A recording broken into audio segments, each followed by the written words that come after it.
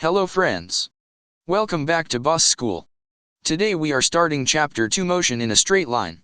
This chapter is all about understanding how objects move when they follow a straight path. It's simple, but very scoring. So let's begin. Motion means change in position with time. If the object moves along a straight line, we call it rectilinear motion. The study of motion is called kinematics. In this chapter, we focus only on motion in one dimension. To describe motion, we use terms like speed and velocity. Speed is the distance traveled per unit time. Velocity is displacement per unit time. Yes, they sound similar, but there's a difference. Distance is the total path covered. Displacement is the shortest path between the starting and ending point. Distance is always positive and path dependent. Displacement can be zero and is path independent. So remember, displacement is always less than or equal to distance. In board examination you may be asked a question, to differentiate between distance and displacement. Or, velocity and speed. Now let's talk about instantaneous velocity. It means the velocity of an object at a particular instant. Mathematically, it is written as dx by dt. Instantaneous speed is just the magnitude of velocity. That means, it tells us how fast the object is moving, without direction. The slope of a position-time graph gives us velocity. This is an important point to remember. An average velocity is total displacement divided by total time. Simple formula V average equals displacement by time. Next comes acceleration.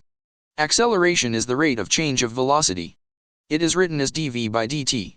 If velocity increases, acceleration is positive. If velocity decreases, it is called negative acceleration or retardation, or even called as deceleration. This was about the theoretical part of this chapter. Now let's understand graphs. These are very important for board exams. In a position-time graph, if the line is straight and going upwards, velocity is constant and positive. If the line goes downwards, velocity is constant and negative. If the line is flat, velocity is zero.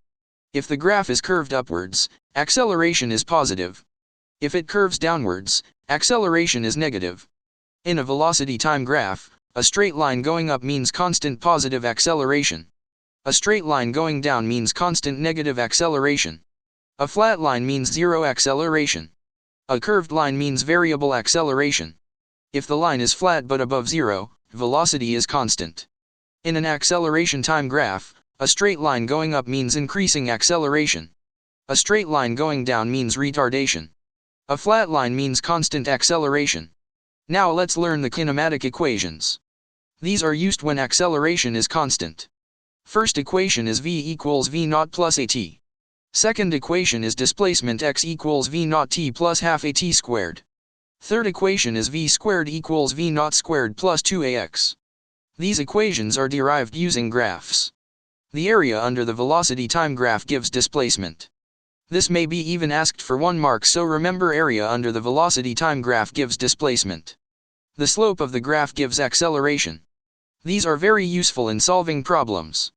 These derivations here are very important for examination. They ask you to derive the kinematic equations using graphical method. That is by using velocity, time graph. The one more method used to derive these equations is the calculus method. I have not discussed it in this video because that question might not be asked in your board examination. You have to remember the kinematic equations to solve the problems, and never forget these equations are only applicable when the acceleration is constant. Let's talk about free fall, another important concept. When an object falls under gravity, and air resistance is ignored, it is called free fall. The acceleration due to gravity is taken as 9.8 meters per second squared. If the object moves towards Earth, we take acceleration as positive. If it moves away from Earth, we take it as negative. This is the sign convention used generally. Now comes stopping distance. When brakes are applied, a vehicle does not stop immediately.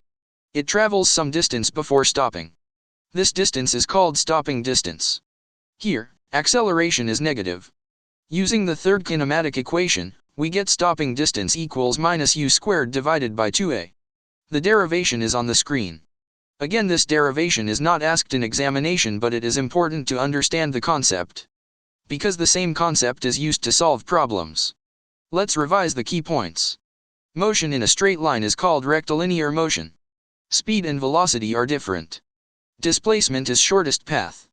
Acceleration is rate of change of velocity. Graphs help us understand motion.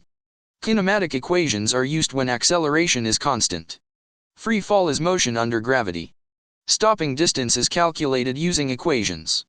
Before we end, here are some important questions.